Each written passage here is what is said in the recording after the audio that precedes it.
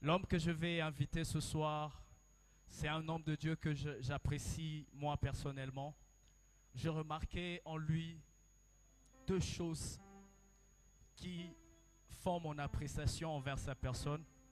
La première des choses que j'ai remarqué au travers de cet homme de Dieu, c'est son humilité. Un homme de Dieu très humble. Un homme de Dieu très humble et moi j'apprécie cela. Et la deuxième des choses que j'apprécie au travers de cet homme de Dieu, c'est la sagesse. Amen. Il est, en tout cas je dirais, très sage. Et ce soir, cette sagesse va nous bénir aujourd'hui. Est-ce qu'un jeune est là? Est-ce que nous sommes prêts à écouter la sagesse de Dieu ce soir? Pendant que nous vous appelons en ce lieu l'homme de Dieu, le révérend Jonathan Isaac, est-ce que le peuple de Dieu peut acclamer, recevoir comme il se doit l'homme de Dieu?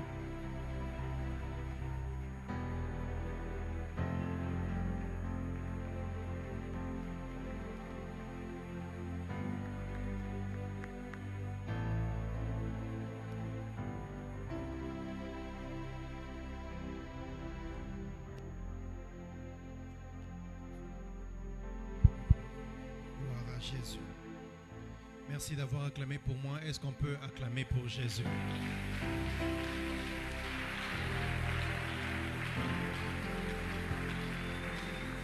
Est-ce qu'on peut mieux acclamer pour Jésus?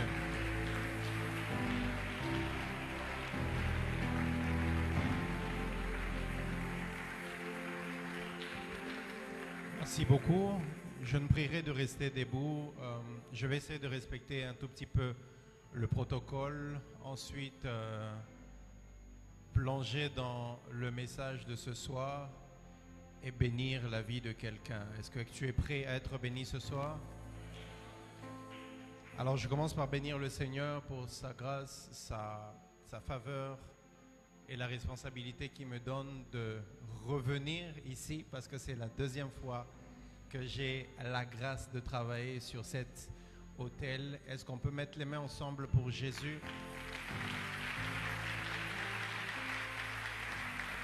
Et deuxièmement, j'aimerais bénir la vie du père spirituel des églises Mangembo dans le monde, le révérend Espérance Mbakadi que j'honore du haut de cet hôtel.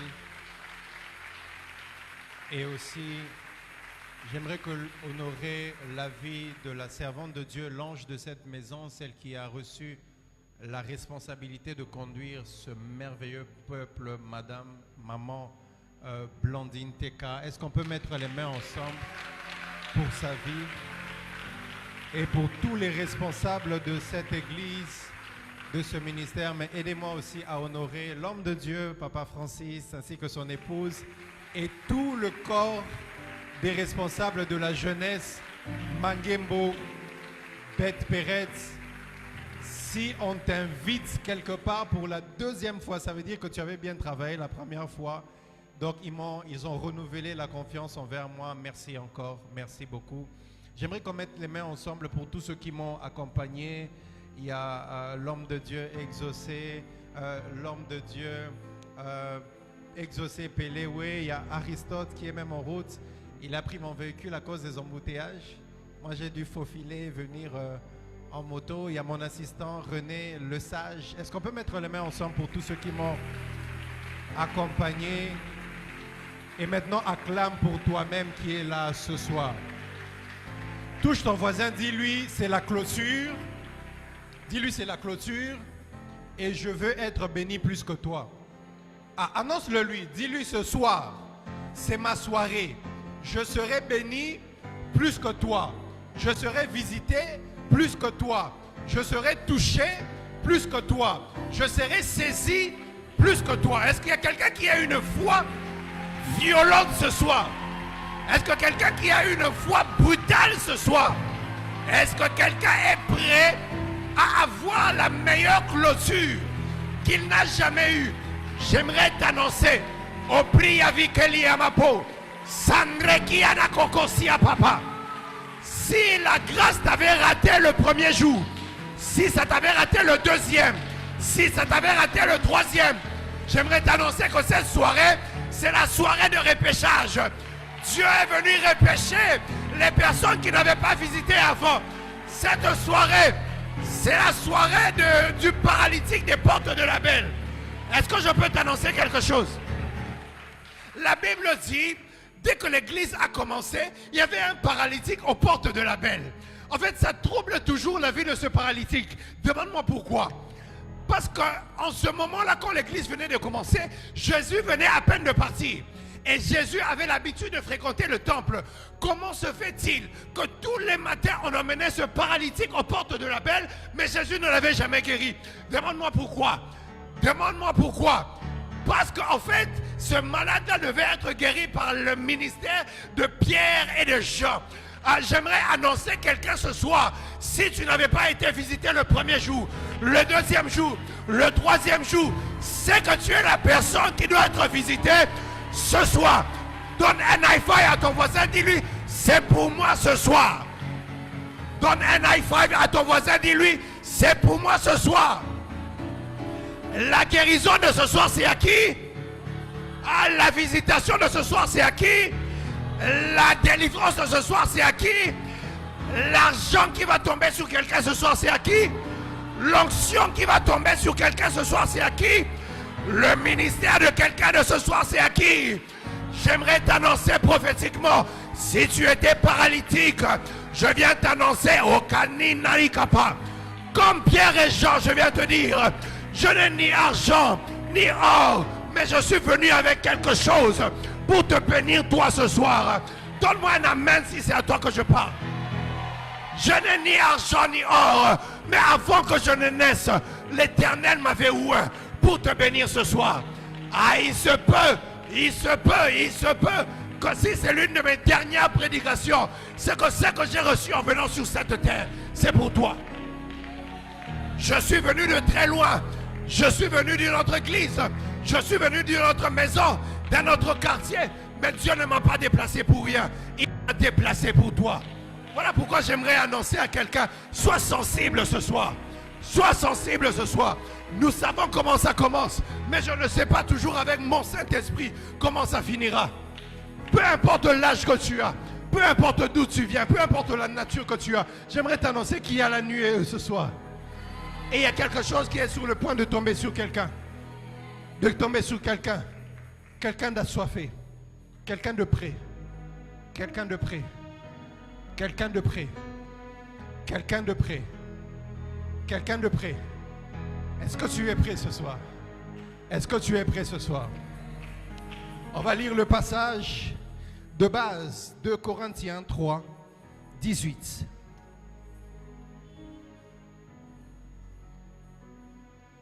2 Corinthiens 3, 18.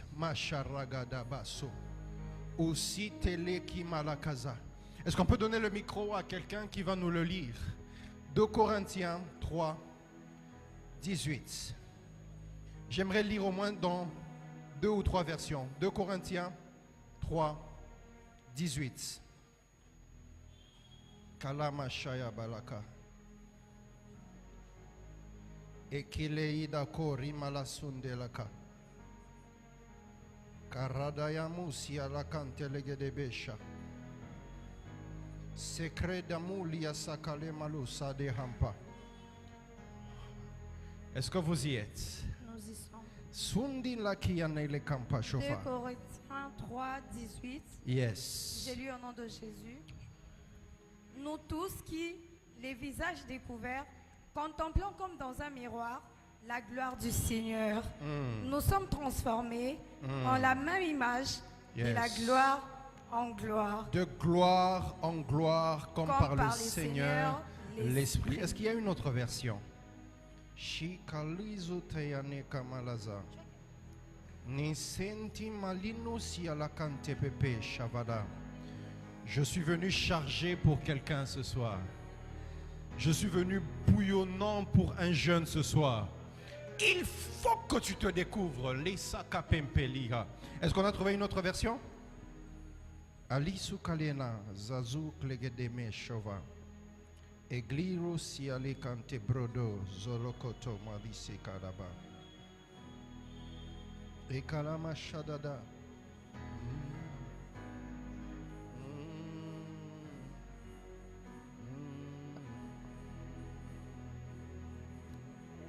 Je suis dans la version Semeur. Yes.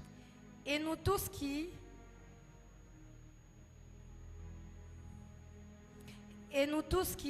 les visages découverts, contemplant comme dans un miroir la gloire du Seigneur, nous sommes transformés en son image dans une gloire dont l'éclat ne cesse de grandir.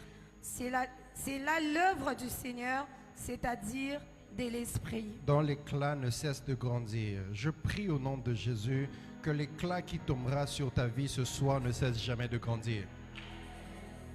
Je ne sais pas à qui je parle, mais qu'en 20 ans de foi avec le Seigneur, que ta grâce, la grâce qui est sur toi ne cesse jamais de grandir. Qu'en 30 ans de foi chrétienne, que la grâce ne cesse jamais de grandir. Qu'en 40 ans de foi chrétienne, il ne faudrait pas être comme le genre de chrétien de qui on raconte la vie dans l'année passée, où il y a 2 ans, il y a 5 ans, moi j'étais bouillonnant, moi j'étais tout feu, tout flamme. Je viens annoncer à la jeunesse de l'église Mangemo Bet Peret que la grâce qui descendra sur vous ce soir ne cessera jamais de grandir.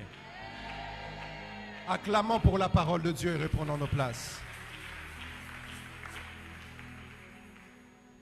Suis-moi très attentivement parce que je ferai de mon mieux pour ne prêcher que pendant une 30aine de minutes. Ensuite faire un service rapide où il y a des grâces qui vont être déversées ici. Je suis venu pour ça. Je suis venu pour donner. Je suis venu pour me déverser. Je suis venu pour libérer ce que l'Éternel a déposé dans mon esprit et dans mon ministère. Amen, amen. Voilà pourquoi j'aimerais dire à ton voisin, ne me laissez pas partir comme ça. Provoquer ma foi, provoquer mon onction, provoquer mon ministère, afin que je quitte de ce lieu dépouillé de toutes les grâces que j'avais emmenées pour bénir la vie de quelqu'un. Est-ce que quelqu'un est là ce soir?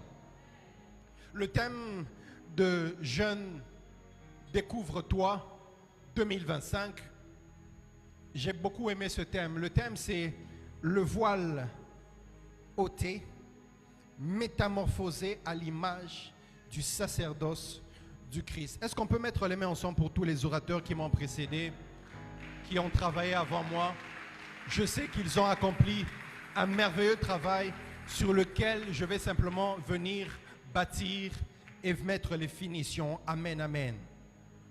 Le voile ôté et ensuite métamorphosé à l'image de Christ. Le voile ôté et métamorphosé à l'image de Christ. En fait, j'aimerais déjà annoncer que l'objectif pour lequel la Bible dit, nous sommes dans Éphésiens chapitre 4, j'aimerais bien lire ça rapidement, Éphésiens chapitre 4, pendant que l'apôtre Paul parle des ministères. Écoutez ce qu'il dit.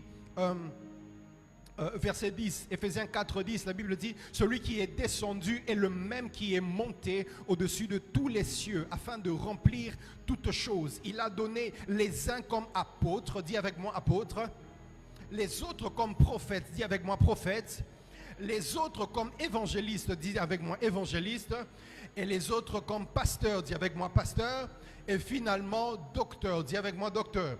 Pourquoi? Pour le perfectionnement des saints en vue de l'œuvre du ministère et de l'édification du corps du Christ. Il a donné les 5 ministères. Pourquoi? Pour le perfectionnement des saints en vue de l'œuvre du ministère, mais pour le perfectionnement des saints en vue de l'œuvre du ministère et de l'édification du corps du Christ. C'est que le corps du Christ doit être édifié par les 5 ministères qui nous ont été donnés. Les 5 ministères nous ont été donnés pour le perfectionnement des saints et l'édification du corps du Christ. Christ a laissé son corps, mais son corps, j'aimerais le dire comme ça, son corps est encore imparfait.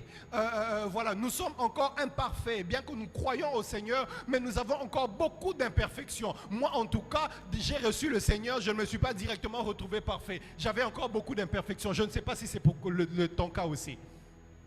Mais pour ma part, lorsque j'ai reçu Jésus, lorsque j'ai connu le Seigneur, j'avais encore beaucoup d'imperfections. Et d'ailleurs, même jusqu'à présent, je continue à m'améliorer. Je continue à travailler pour devenir de mieux en mieux, pour aller de gloire en gloire, pour aller de ce que je suis maintenant à une nature beaucoup plus optimale, à une nature beaucoup plus transformée. Voilà pourquoi j'aimerais dire à quelqu'un, ne sois pas complexé parce que tu n'es pas encore comme les autres. Tout le monde n'a pas commencé la foi chrétienne en étant hyper saint. On a tous commencé à un certain niveau au bas de l'échelle et on se perfectionne tous les jours. Je vais mentir hier, je vais mentir aujourd'hui, je peux peut-être mentir demain, mais je ne mentirai pas toute ma vie. Je suis en train d'aller. C'est un processus. Quelqu'un me donne un grand amen. Voilà pourquoi ne sois pas complexé. La plupart des jeunes, on a l'habitude d'être complexé. Lorsque tu t'es masturbé, mais tu sers le Seigneur. Lorsque tu es tombé dans l'alcool, mais tu chantes à la chorale. Lorsque tu es tombé dans un péché, mais tu es au protocole. Alors tu as une certaine culpabilité en te disant, je ne suis pas digne, je ne peux pas servir Dieu, je ne peux pas être avec Dieu. Frère, lui-même, il a dit, il n'est pas venu pour les bien portants, il est venu pour les malades. Si tu es malade, c'est pour toi justement qu'il est venu. C'est pour toi cette œuvre, c'est pour toi et moi, nous les imparfaits, c'est pour nous qu'il est venu. Est-ce que je parle à quelqu'un? Et je sais que les péchés, les péchés chéris, les faiblesses de la chair sont des choses très attachées à la jeunesse. Mais j'aimerais dire à un jeune, ne sois pas complexé. Jésus est venu pour porter ces fardeaux-là. Il a dit, venez à moi, vous qui êtes chargés et fatigués. Il ne demande pas de venir à lui, les gens qui n'ont plus de fardeau. C'est nous qui avons les fardeaux qui l'appellent. J'aimerais dire à quelqu'un, je ne sais pas quel est ton fardeau, mais ton fardeau là, c'est la chose qui te rend éligible à l'appel de Dieu. Non, tu ne m'as pas saisi. J'aimerais dire ceci. Il a dit, venez à moi, vous qui êtes chargés et fatigués. Parce que c'est le fardeau qui te rend éligible à l'appel qu'il y a. Voilà pourquoi j'aime ceux qui disent, Dieu n'appelle pas les qualifiés, mais il qualifie ceux qu'il a appelés. Parce qu'à la base, la chose pour laquelle il t'a choisi, ce n'est pas ton bon français, ce n'est pas ta consécration, ce n'est ton bon cœur, ce n'est pas pour ça qu'il t'a choisi. C'est lui qui est parfait. Il veut que toi, dans ton imperfection, tu deviennes comme lui qui est parfait. La foi chrétienne, c'est tourner le regard vers Christ qui est notre modèle. Ton modèle, ce n'est pas ton grand frère. Ton modèle, ce n'est pas ton père. Ton modèle, ce n'est pas ton pasteur. Ton modèle, ce n'est pas ton responsable du département. Au point où on est complexé aujourd'hui parce qu'on n'est pas comme les autres frères. Frère, je ne suis pas comme les autres frères. Il n'y a pas de problème. Mais notre modèle à nous tous, et ces autres frères-là, c'est Jésus. J'aime comment il continue, il dit, afin que nous ne soyons plus des enfants flottants, emportés de tout vent, de doctrine, par la tromperie des hommes, par leur ruse, dans les moyens de séduction, mais que professons la vérité, dans la charité, nous croissions à tous égards en celui qui est le chef, Christ. C'est de lui et grâce à tous les liens de son assistance que tout le corps bien coordonné, formant un solide assemblage, tire son accroissement selon la force qui convient à chacun de ses parties et s'édifie lui-même dans la charité. J'aime le verset 13. Le verset 13 dit, jusqu'à ce que nous soyons tous parvenus à l'unité de la foi et de la connaissance du Fils de Dieu, à l'état d'homme fait, à la mesure de la stature parfaite de Christ. Ils sont venus pour l'édification jusqu'à ce que nous soyons parvenus. C'est dans le futur. Ce n'est pas dès que tu commences la foi. C'est dans le futur. C'est dans le futur que tu parviendras. Que le fait que Jonathan Isaac se tienne ici devant la chair et qu'il te parle avec autant d'éloquence, avec une certaine connaissance de la parole de Dieu, ne te fasse pas complexer en te disant qu'eux ils sont déjà là-bas. Nous on ne peut pas arriver à ça. Parce que le Jonathan Isaac qui prêche aujourd'hui, hier il était comme toi, peut-être même pire que toi. Je disais une fois à la retraite des jeunes, les jeunes savent, on est entré à la retraite speed. Et je leur ai toujours dit, vous savez, il n'y a aucun péché que vous les jeunes que vous avez fait que moi je n'ai pas encore fait. Je leur ai dit, on peut même lancer des devinettes. Pense à un péché dans ta tête. Pense à un péché dans ta tête. Tu vois ce péché-là?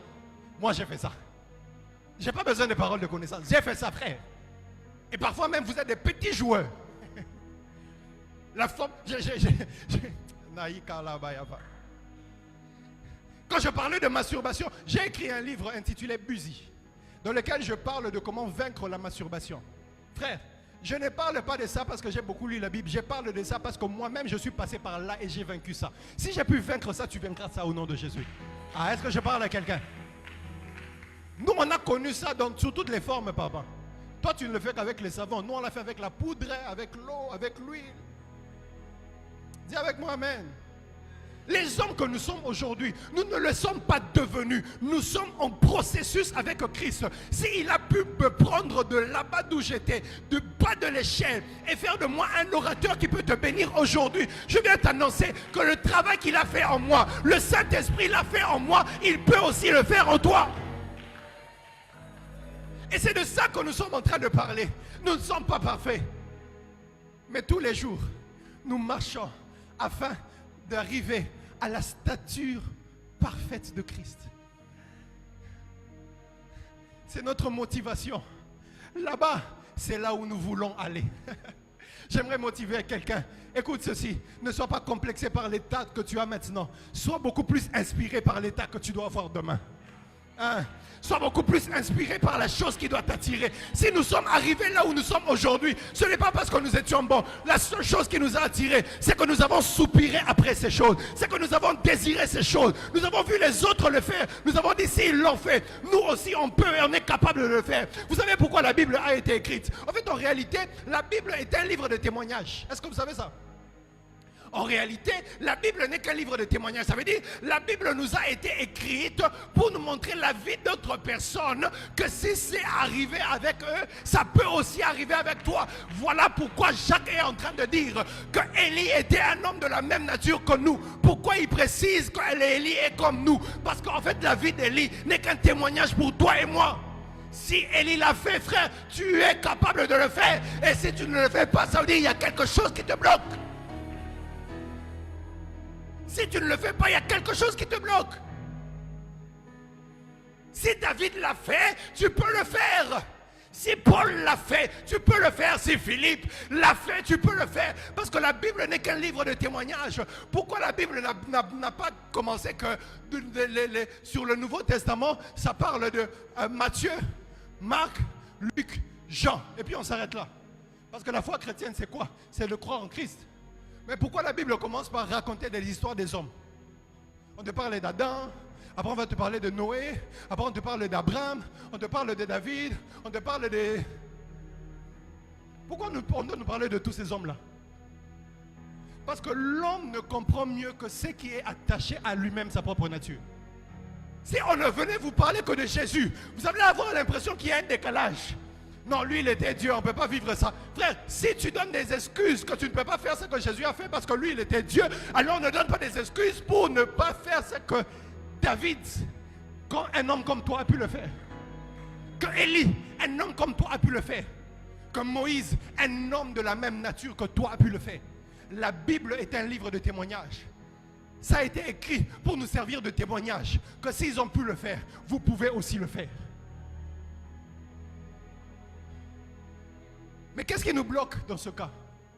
Papa Francis, la seule chose qui nous bloque pour ne pas être comme les hommes que nous avons vus dans la Bible, la chose qui nous bloque pour ne pas devenir à la stature parfaite de Christ, la seule chose qui nous empêche, qui nous retient, qui fonctionne comme une barrière entre ce que nous sommes censés devenir et qui nous sommes aujourd'hui, c'est la chose appelée le voile.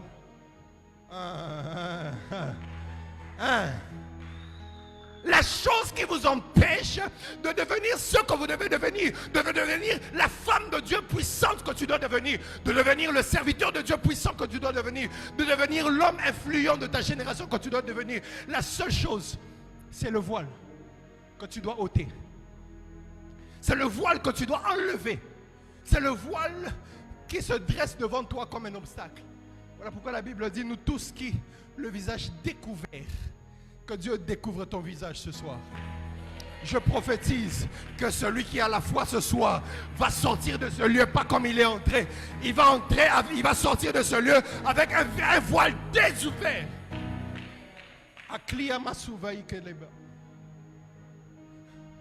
Mais c'est quoi le voile? Quelqu'un me pose la question. Mais pasteur, Tu parles du voile, c'est quoi donc le voile?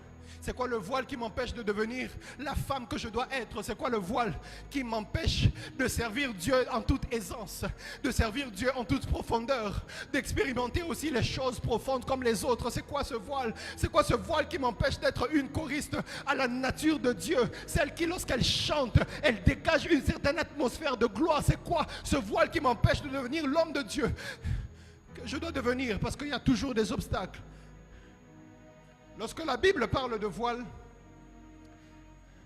je n'ai essayé de relever que 4 points. La Bible parle de 4 choses qui sont interprétées par voile dans la Bible. Lorsque vous lisez bien la Bible de Genèse à Apocalypse, le voile n'a pas toujours eu la même signification. Le voile n'a pas toujours eu la même symbolique. Ça n'a pas toujours eu la même représentation. Chaque fois que vous voyez voile dans la Bible, ce n'est pas toujours la même interprétation. C'est différentes choses. Et lorsque vous prenez le temps d'étudier ça, vous vous rendez compte que ce voile-là peut avoir différentes formes, dépendamment d'une personne à une autre. Parce que les choses qui me bloquent ne sont pas forcément les choses qui te bloquent toi. Les choses qui me bloquent ton voisin ne sont pas forcément les choses qui te retiennent toi. Il y a des choses qui nous bloquent, nous les hommes de Dieu, qui sont différentes des choses qui vous bloquent, vous les jeunes, qui sont différentes des choses qui bloquent les parents, qui sont différentes des choses qui bloquent les femmes ou les hommes, dépendamment du secteur. Chacun d'entre nous, nous avons un type de voile qui nous dérange à notre niveau. Mais ce qui est sûr, il y a un voile. Et ma prière ce soir, c'est que le voile soit ôté de toi au nom de Jésus. Papa Francis, la première signification de voile, la première interprétation qu'on peut donner à voile dans la Bible, c'est l'honneur. Lorsque vous lisez bien la Bible, à plusieurs endroits, le voile représente quelque chose d'onéreux. C'est comme une parure, c'est comme un bijou. Est-ce que vous le savez? Dans la Bible, à certains endroits, à plusieurs endroits d'ailleurs, le voile, c'est un vêtement d'honneur. On peut le lire dans Cantique de Cantique, le chapitre 4. Le verset 1er, la Bible dit que tu es belle mon ami, que tu es belle. Tes yeux sont des colombes derrière ton voile. Tes yeux sont des colombes derrière ton voile. Tes cheveux sont comme un troupeau de chèvres suspendus au flanc de la montagne de Galade. Ésaïe 3, 18 à 19, la Bible dit: en ce jour, le Seigneur ôtera les boucles qui servent d'ornement à leurs pieds. Il ôtera les boucles qui servent d'ornement à leurs pieds, et les filets, et les croissants, les pendants d'oreilles, donc les boucles d'oreilles, et puis quoi? Les bracelets, ensuite quoi? Les voiles. Parce que les voiles, ou le voile, dans la Bible, à plusieurs endroits, c'est un ornement. C'est comme les bijoux. Les femmes qui portaient des voiles, elles mettaient des boucles d'oreilles, elles mettaient des bracelets, mais elles mettaient aussi les voiles, parce que le voile est un synonyme d'honneur. C'est un peu comme si tu as mis une veste. C'est l'honneur, c'est le prestige, c'est la prestance. Dans Genèse 20, le verset 16, la Bible dit, et il dit à Sarah: voici, je donne à ton frère 1000 pièces d'argent. Cela sera un voile sur les yeux de tous ceux qui sont avec toi. Et auprès de tous tu seras justifié. Le roi Abimelech dit à Sarah qu'il donne 1000 pièces d'argent à Abraham. Parce que ça sera, ces 1000 pièces-là, sera un voile aux yeux des gens qui vont la regarder. Le voile, c'est une substance onéreuse. C'est un ornement. Et c'est la première chose qui bloque celui que tu es, que tu deviennes, celui que tu entre, qui t'empêche de devenir celui que tu dois devenir demain. C'est l'honneur, les ornements. Qu'est-ce que j'essaye de dire par là? Il y a plusieurs personnes. Pour qu'elles deviennent, il y a des richesses, il y a des fiertés qu'elles doivent abandonner avant de devenir ce qu'elles doivent devenir. Tu sais, la chose qui te retient, c'est ton charisme. La chose qui te retient, c'est le fait que tu as trop de choses dans ta tête en te disant que je possède trop. Ton problème, c'est que tu as trop de possessions. Voilà pourquoi un jour, Papa Francis, il y a un homme qui vient à Jésus.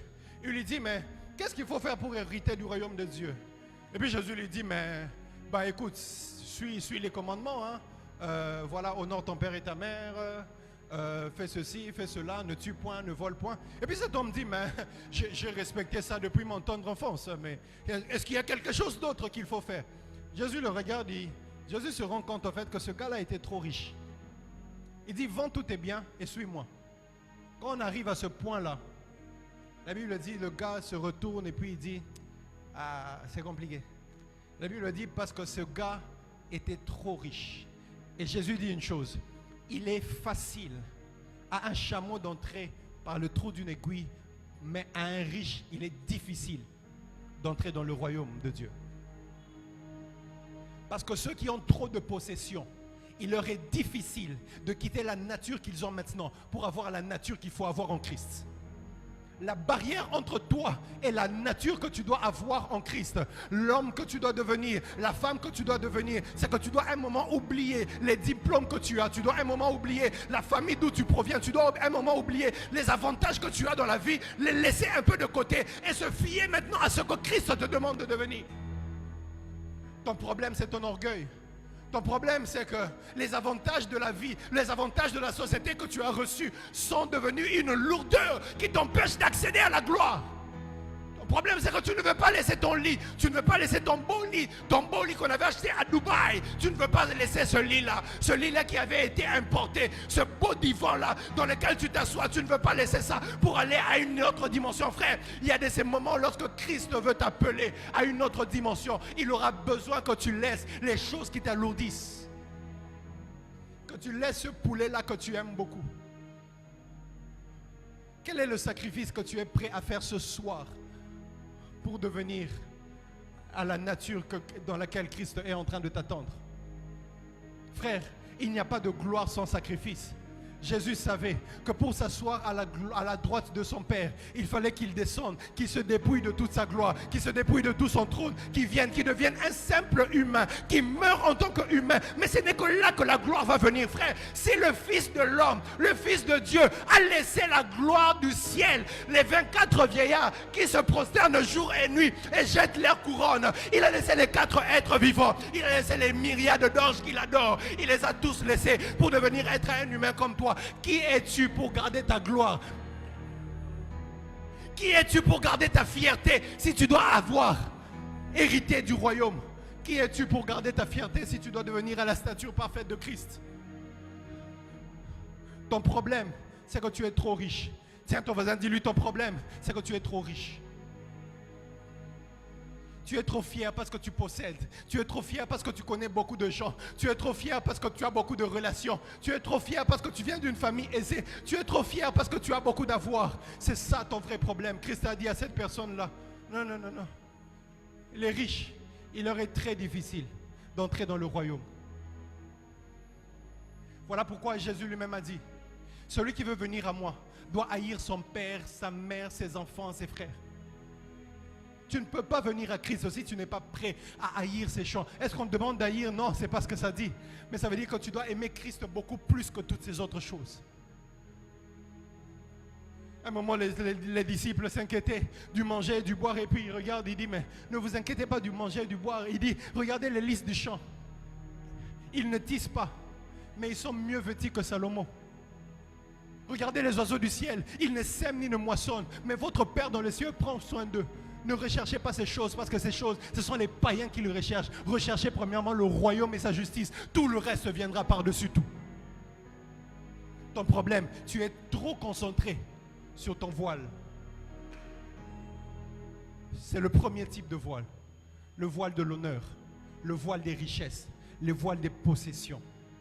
C'est tellement beau pour moi que je ne veux pas abandonner ça. Qu'est-ce que tu es prêt à abandonner pour ton Dieu? Il y a quelques années, on était en plein culte. Pendant qu'on priait, j'ai senti dans mon cœur que je devais le faire. J'ai pris les clés de ma voiture à l'église, tout le monde le sait. Je suis venu déposer à l'hôtel. C'était même pas un culte du dimanche, c'était même pas une convention. J'ai déposé à l'hôtel, j'ai donné ma voiture à l'hôtel. Quels sont les genres de sacrifices que tu es prêt à faire aujourd'hui pour lesquels les gens vont t'acclamer demain?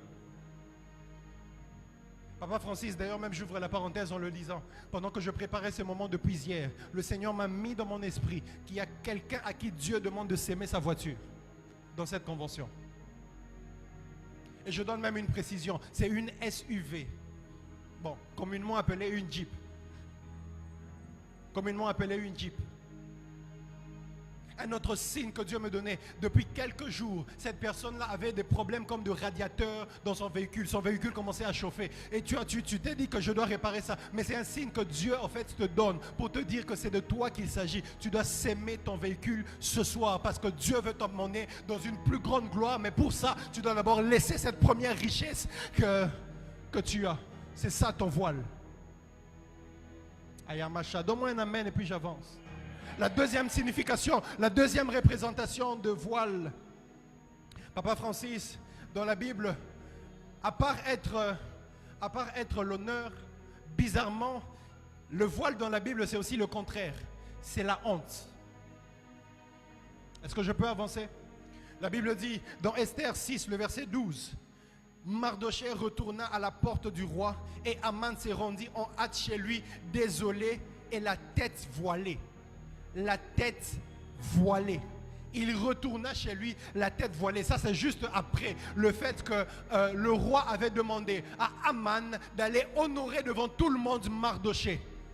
Lui, le prince du royaume, il s'est retrouvé en train de devoir honorer la sentinelle devant le monde entier.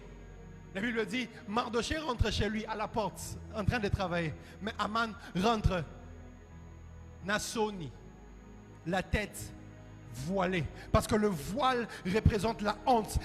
Dans Jérémie 14, le verset 3, la Bible dit, les grands envoient les petits chercher de l'eau et les petits vont aux citernes, ne trouvent point d'eau et retournent avec leur vase vide, confus et honteux. Ils se couvrent la tête. Ils retournent honteux et ils se couvrent la tête. Parce que dans la Bible, lorsqu'on se couvrait la tête, c'était un synonyme de honte. Le deuxième voile qui t'empêche d'accéder à la gloire et à la prochaine dimension, c'est la honte. Le deuxième voile qui t'empêche d'arriver à la stature parfaite de Christ, d'arriver à la dimension dans laquelle Jésus est en train de t'attendre, d'arriver à faire les choses que le Saint-Esprit est sur le point de faire avec toi en cette génération-ci, c'est la honte. C'est les choses qui te font encore honte. Vous savez, la honte de certains, ce n'est pas toujours public.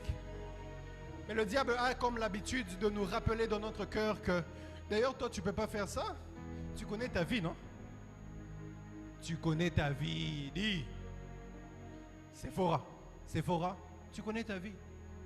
Tu sais que tu sors avec les papas d'autrui. Et puis c'est toi qui veux venir. Et puis tu es là aussi. Je découvre toi.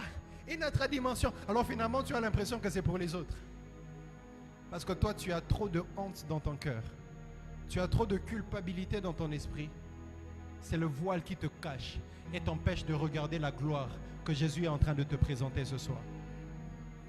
La barrière de certaines personnes ce soir, entre la gloire de maintenant et la gloire future, c'est simplement le voile qu'ils ont sur leur visage. Le voile de la honte. Le voile de la culpabilité, le voile du regret, le voile de se dire, hier j'avais échoué, comment je vais encore essayer d'aller? Le voile de se dire, comment je peux encore reprendre cette année ici? Essayer d'avoir le diplôme d'État. J'aime quelque chose qui s'est passé l'année écoulée. Lors des diplômes d'État, on était tous en retraite. Avant d'entrer en retraite, il y avait une sœur que j'avais reçue à la jeunesse et elle avait échoué 4 fois aux examens d'État. Et cette année-là, elle devait encore reprendre. Elle est encore allée faire. Et vous savez, même les autres fois, bon, la fois d'avant, c'est là que je l'ai connue, elle était déjà venue. J'ai prié pour elle. Elle est allée. Ça n'avait pas réussi. Mais elle est encore revenue. J'ai encore prié pour elle. Et cette fois-là, elle avait fait des résultats plus que plusieurs même de sa génération. Mais en fait, j'ai beaucoup aimé cette femme, cette fille-là. Parce que lorsqu'elle est venue m'annoncer les résultats, j'étais presque en larmes. Nous étions en pleine retraite et puis les résultats sont sortis C'est la seule personne. Les autres ont réussi, c'était bien. Mais c'est la seule personne pour qui j'ai vu sa réussite différemment. Parce qu'elle avait échoué 4 fois avant de réussir cette fois-là. En fait, ce qui m'a le plus touché, c'est de me dire comment elle a fait. Pas pour échouer une première fois, elle reprend. Une deuxième fois, elle reprend quand même une troisième fois. Une quatrième fois, mais elle s'est dit, elle essaye encore la 5e fois pour que ça réussisse. Si ça n'a pas pu la bloquer, je me suis dit non, cette femme-là, j'aime sa foi. Parce que la honte ne l'a pas empêché de continuer à persévérer et continuer d'essayer encore. J'aimerais annoncer à quelqu'un, je ne sais pas quelle est la chose qui te décourage, qui te démotive à devoir servir Dieu, qui te démotive en te disant, je ne suis pas capable de devenir cette personne. Je racontais mon témoignage tout à l'heure. Vous savez, j'ai pu vaincre le péché de la masturbation, mais je ne l'ai pas vaincu comme ça du jour au lendemain. Je me suis réveillé. Frère, je me battais avec. J'ai passé un moment, je ne dormais plus sur le lit, je dormais au sol. Je disais, Seigneur, jusqu'à ce que tu me délivres de ça. Tu vas tomber, tu te relèves, et puis après tu vas, mais tu retombes encore. Tu peux tenir 2 semaines, mais tu retombes la 3e semaine. Parfois, tu peux tenir 1 mois, mais tu retombes le 2e mois. Parfois, tu peux tenir 3 mois, après tu retombes encore. Jusqu'à ce que finalement, un jour, je m'assois et puis je regarde. Je lis un passage, c'était le livre de Néhémie. Néhémie, on lui demande de fuir. Les Sambala, les Tobija, et Néhémie dit, un homme comme moi prendre la fuite. Je me suis rendu compte de mon appel. Et puis ce jour-là, j'ai pris la décision que je ne tomberai plus dans ça parce que j'ai un très grand appel. Ce n'est pas de mon niveau, ces petites choses-là. C'est comme ça que j'ai vaincu ça. Et puis j'ai pu vaincre ça. Mais j'ai pu vaincre ça à la 40e tentative. C'était après plusieurs tentatives. Ton problème, c'est que tu veux arrêter. Ton problème, c'est que tu as tellement reçu des balles, tu as tellement essayé et puis tu as encore échoué, mais tu t'es dit, finalement, j'arrête, je ne peux pas servir Dieu, je ne peux pas être un enfant de Dieu parce que ça ne marche pas. J'ai une bonne nouvelle à t'annoncer. La Bible dit, 7 fois le juste tombe et il se relève. Je ne sais pas si tu connais ce passage. La Bible dit, 7 fois le juste tombe et il se relève. Il y a comme une incohérence dans ce passage. Et comment on peut conjuguer le verbe tomber avec le mot juste? Comment on peut dire le juste tombe? Parce que frère, il arrive que le juste tombe. Il arrive, la Bible déclare que le malheur atteint souvent le juste. Oh Yamashkanta. Mais l'Éternel l'en délivre toujours. Ton problème, c'est que tu t'arrêtes à le malheur atteint souvent le juste. J'aimerais te dire qu'il y a une autre partie. La dernière partie, c'est que l'Éternel délivre toujours. Ton problème, c'est que tu t'arrêtes à la partie où on dit 7 fois le juste tombe, mais j'ai une bonne nouvelle, c'est que la 8e fois, c'est le relèvement.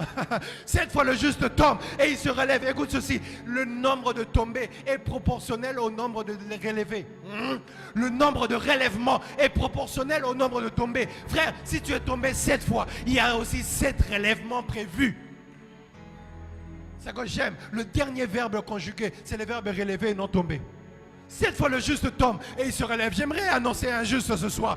Peu importe le nombre de fois où tu es tombé, ne laisse pas cette honte te remettre à terre, te clouer à terre. Relève-toi et continue d'avancer. Les hommes dont nous parlons de la Bible, quelqu'un comme Pierre, ce n'est même pas quelqu'un qui devait nous prêcher l'évangile, parce que Pierre a renié Jésus 3 fois, à 3 reprises. Mais il était encore là. Quelqu'un comme Paul est quelqu'un qui a lapidé, quelqu'un qui a livré des chrétiens, ses frères chrétiens, à la mort. Mais il était là quand Jésus l'a appelé. Ton problème, c'est cloué par la honte. Tu te laisses clouer par la honte. Tu te laisses clouer par les défaites. Tu te laisses clouer par le nombre de fois où tu as essayé. Peu importe le nombre de fois où tu as essayé, j'aimerais te dire, continue d'avancer. Parce que le Christ qui t'a appelé, il est celui qui te fortifiera. J'aime comment l'apôtre Paul le dit. Il dit, je puis tout, non pas par ma force, non pas par mon courage. Il dit, je puis tout par celui qui me fortifie. Ton problème à toi, c'est que tu veux être fort par ta force. Ne sois pas fort par ta force. Sois fort par sa force. Ce n'est pas ta force qui va t'aider à vaincre le péché, c'est sa force à lui qui va t'aider toi à vaincre ton péché. Parce que Christ a vaincu à la croix. C'est pour que toi et moi nous soyons sauvés. La Bible déclare, c'est par ces meurtrissures que nous sommes guéris. Ce n'est pas par tes médicaments, ce n'est pas par tes procédures, ce n'est pas par ce que toi tu as fait, ce n'est pas par ton médecin, c'est par ces meurtrissures que nous sommes guéris. Est-ce que je peux l'annoncer à quelqu'un? Tiens-toi debout ce soir. Donne un high five à ton voisin. Dis-lui, c'est par sa force que je vaincrai. Tiens-toi debout, oh Kayamacha. Tiens-toi debout. Donne un high five à tes voisins. Dis-lui, oh, déplace-toi. Va vers 5 voisins. Tape. Donne un high five. Dis-lui, c'est par sa force que je vaincrai. Vous savez, la stratégie du diable, c'est de te rappeler les choses que tu as fait et pour te dire que tu n'en es pas capable. Voilà pourquoi je te donne une astuce. Quand le diable te rappelle le mal que tu as fait, te dire que tu n'es pas capable de faire le bien que tu es censé faire. Rappelle-lui aussi qu'il y a 2000 ans, il a été vaincu. Il a été...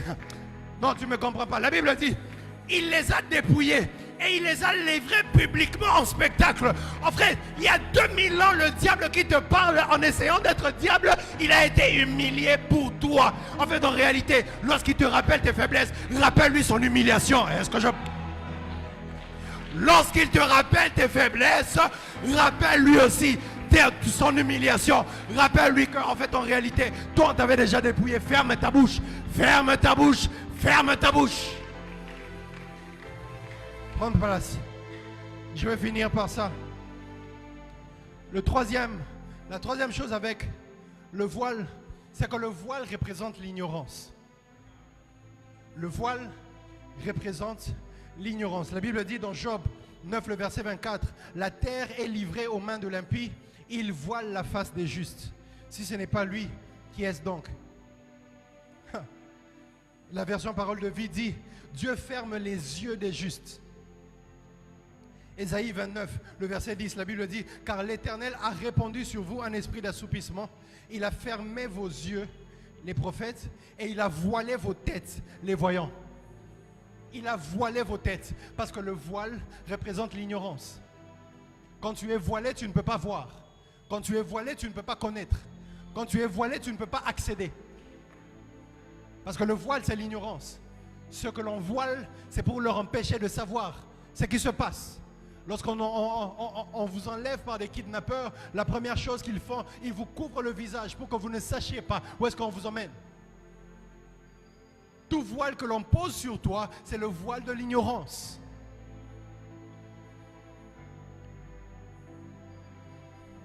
Et c'est une des choses qui t'empêche d'accéder à la dimension. Parce que pour accéder à la prochaine dimension, ou encore arriver à la stature parfaite de Christ, il y a une connaissance que tu dois avoir. Voilà pourquoi la Bible dit, vous connaîtrez la vérité, et la vérité vous affranchira. C'est la connaissance de la vérité qui va vous affranchir, pas seulement la vérité. La vérité existe, mais quand tu entres en contact avec la connaissance de la vérité, tu es affranchi et tu arrives à une délivrance. La seule chose qui t'empêche d'arriver à ce niveau-là, c'est le voile qui est encore posé sur toi. J'aime comment Christ le dit, il dit, l'Esprit du Seigneur est sur moi, car il m'a oint pour rendre la vue aux aveugles, pour ressusciter les morts, pour tout ce que vous savez là. Ensuite, il dit, pour annoncer la bonne nouvelle aux pauvres. Pourquoi annoncer la bonne nouvelle aux pauvres? Pourquoi pas donner l'argent aux pauvres? Attends. Ouvrir les yeux des aveugles. Ok, d'accord. Le problème de l'aveugle, c'est que ses yeux sont fermés. D'accord. Il faut ouvrir les yeux. D'accord. Ouvrir les oreilles des sourds. Ok, d'accord. Le problème des sourds, c'est que leurs oreilles sont fermées. Il faut les ouvrir. C'est logique. Ressusciter les morts. Ok. Le problème des morts, c'est qu'ils ont perdu la vie. Donc il faut leur donner la vie. C'est cohérent.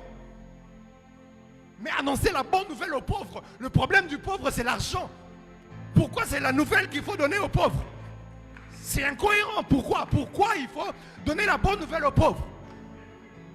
Parce que le vrai problème du pauvre, ce n'est pas l'argent. C'est le manque de la nouvelle. C'est le manque de connaissances. C'est le manque d'informations. La pauvreté est d'abord un problème de connaissance. Tu es pauvre là-bas. Voilà pourquoi tu es pauvre ici. Ah. Tu es pauvre là-bas. Voilà pourquoi tu es pauvre ici. Ton problème, ce n'est pas tes poches. Ton problème, c'est ta tête. Ah. Mets la main sur ta tête et dis avec moi connaissance. Que Dieu te remplisse de connaissances dont tu as besoin afin de quitter la pauvreté dans laquelle tu es. Et Sharaï Kalaba, je lève ma main droite. Que le voile soit brisé. Que le voile de l'ignorance soit brisé ce soir. Et que tu atteignes la connaissance que tu dois avoir pour être délivré. Les Kayamashi Kalabayava. Ton problème, c'est que tu ne veux pas apprendre. Ton problème, c'est que tu ne veux pas apprendre. Frère, la distance entre toi et ta prochaine dimension, c'est une information que tu dois avoir. Il y a des pieds de personnes de qui tu dois aller pour apprendre la connaissance et devenir la personne que tu dois devenir.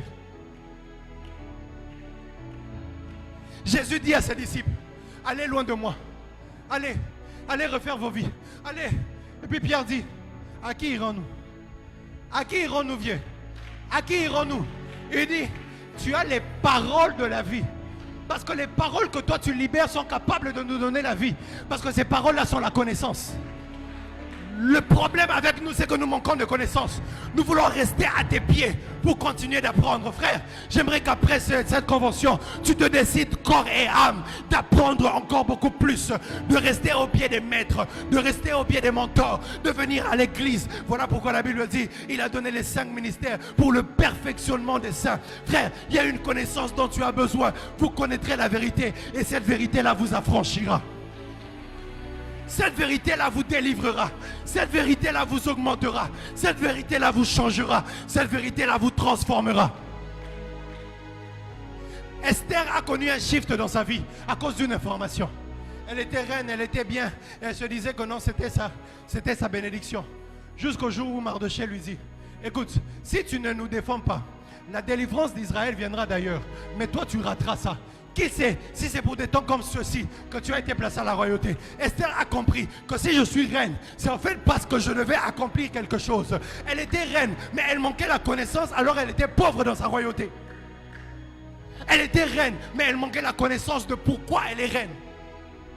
Pourquoi elle est là où elle est. Pourquoi tu es à Mangebo Betsperet. Pourquoi tu as fait les études que tu as fait. Pourquoi tu as l'école, la connaissance que tu as. Pourquoi tu es auprès des responsables? Pourquoi tu es là où tu es? Ton problème, c'est ta connaissance. Et ton problème, c'est que tu ne veux pas apprendre. Hébreu dit, depuis longtemps, vous devez devenir des maîtres. Mais jusqu'aujourd'hui, on doit encore vous enseigner le lait. Tu ne veux pas grandir en connaissance. Voilà pourquoi tu ne grandiras jamais en dimension. Voilà pourquoi tu ne grandiras jamais. Tu ne grandiras jamais dans la société si tu n'as pas plus de connaissances. Ce monde est un monde de challenge, de connaissances. Ceux qui connaissent, c'est ceux qui dominent. Ceux qui connaissent, c'est ceux qui dirigent. Ceux qui connaissent, c'est ceux qui sont l'élite.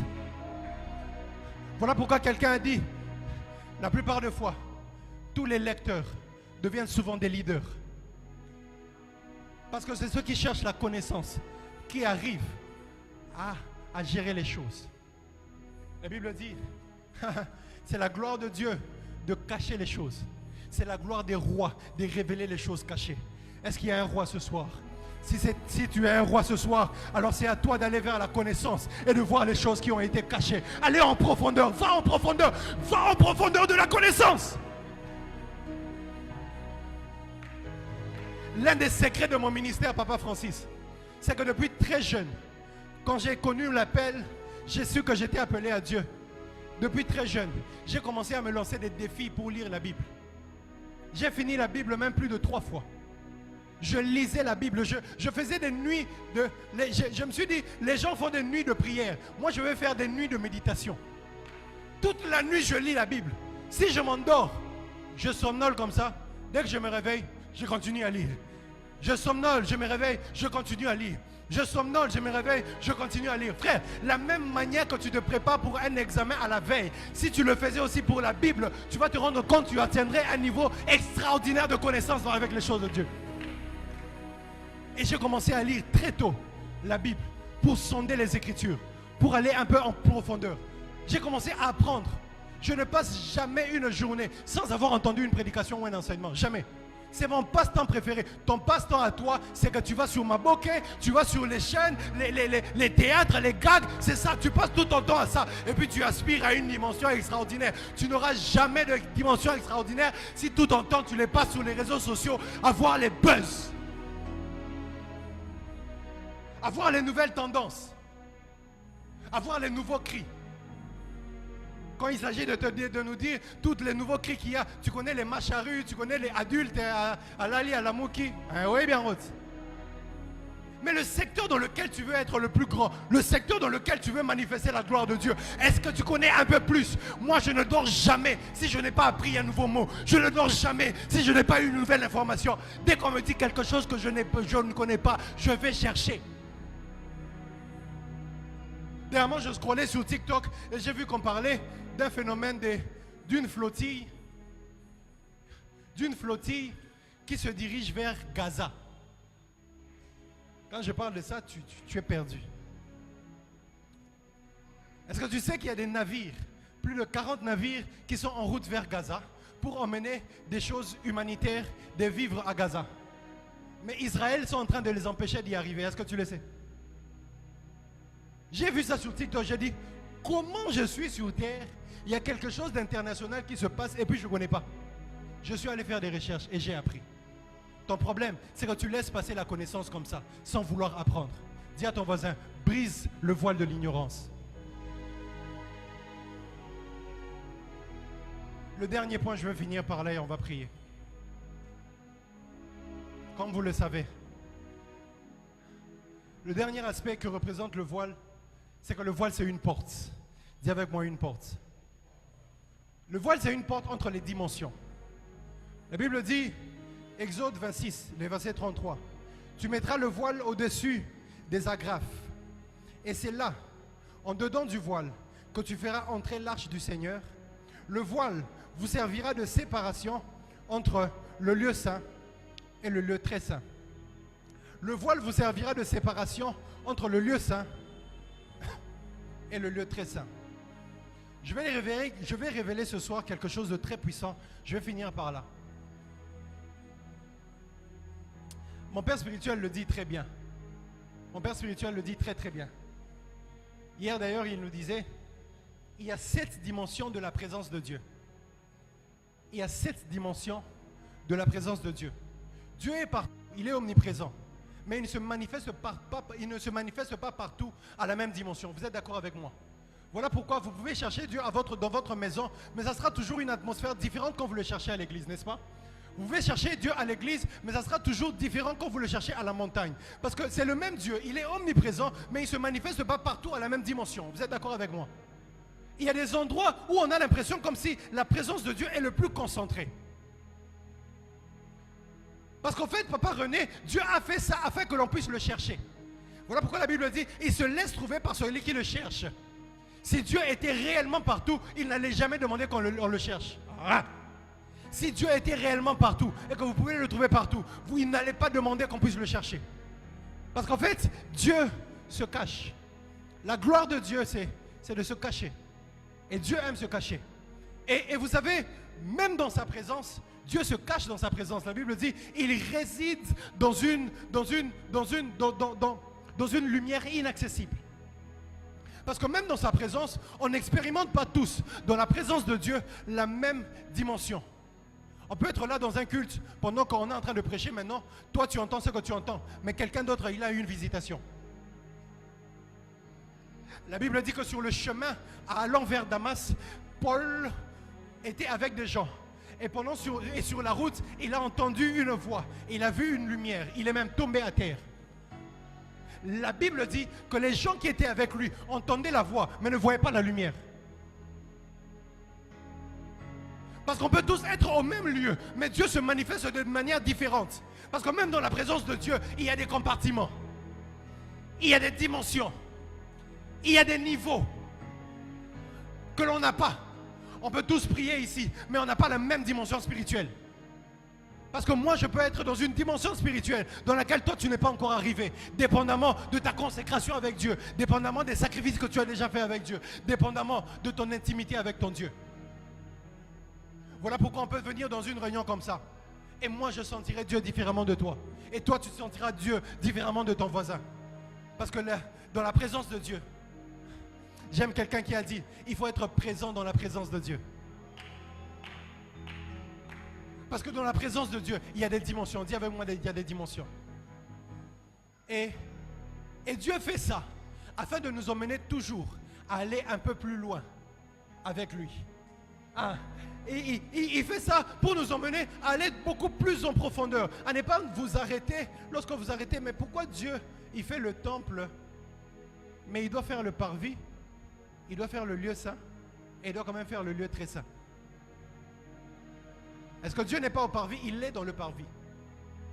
Est-ce que Dieu n'est pas dans le lieu saint? Il est dans le lieu saint. Voilà pourquoi s'il n'y avait que les sacrificateurs qui pouvaient entrer là. Si tu entres là, tu vas tomber, mourir. Dieu était déjà là. Mais il y a encore les lieux très saints. Parce que dans la dimension de la relation avec Dieu, il a divisé ça en compartiments. Dans la foi chrétienne, dans la relation avec Dieu, dans l'intimité avec Dieu, il y a des compartiments. J'aimerais t'annoncer qu'actuellement, tu es dans une dimension d'un compartiment. Et la porte entre les compartiments, entre les dimensions, c'est ce qu'on appelle le voile. C'est comme ça que entre le lieu saint et le lieu très saint, il y avait un voile.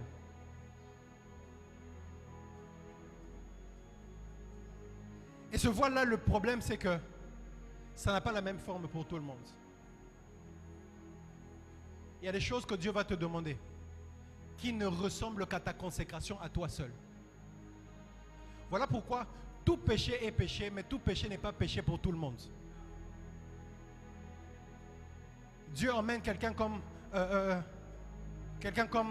Samson. Et puis à lui, on lui dit, ne coupe pas tes cheveux. Papa Francis, Dieu est en train d'emmener certaines personnes à découvrir maintenant quel est le voile qui les empêchait d'aller à la prochaine dimension de leur relation avec Dieu. Et ce voile-là, ça n'a pas la même forme pour tout le monde. Toi, ça peut être que Dieu te demande d'arrêter avec l'alcool. Quelqu'un d'autre, ça peut être que Dieu lui demande pendant une certaine saison, pendant un certain moment, de dormir à terre. J'ai passé des années, peut-être 4 ans comme ça, je ne faisais que dormir à terre. Je dormais par terre, peu importe le pays où j'allais. Je me suis rappelé, je suis allé en Afrique du Sud en 2015. Il faisait froid. Je ne pouvais pas dormir par terre, mais je ne pouvais pas briser ma consécration. Parce que le dernier voile, c'est le voile de la consécration. Celle qui va te permettre de quitter la dimension où tu es maintenant pour aller à la dimension où tu dois aller. C'est déjà bien bon la dimension que tu as maintenant. Mais Dieu t'appelle maintenant à la kénose. Il t'appelle à un autre level. Il t'appelle à une autre dimension. Et tu dois prendre conscience de ça. Ça dépendra d'une personne à une autre. Mais entends la petite voix qui est en train de te parler, qui te dit, c'est maintenant. C'est maintenant. C'est maintenant que tu dois me donner tous tes vendredis. C'est maintenant que tu dois me donner tous tes samedis. Je connais un homme de Dieu. Il a une consécration avec Dieu, Papa Francis. Il travaille, il opère dans une dimension extraordinaire de la voyance. Quand vous lui demandez c'est quoi sa consécration, il dit depuis plusieurs années, il ne mange pas du matin, entre minuit jusqu'à 10 heures. Il ne mange pas, il ne mange jamais. Il ne prend jamais les petits déjeuners. Il ne prend jamais les petits déjeuners. C'est sa consécration à lui et son Dieu. Dieu appelle quelqu'un ce soir à une consécration particulière. Et ça, c'est un voile. C'est un voile. Ça peut être difficile, mais c'est le voile que tu dois déchirer. C'est le voile que tu dois rompre pour entrer dans cette dimension. Que Dieu bénisse sa parole.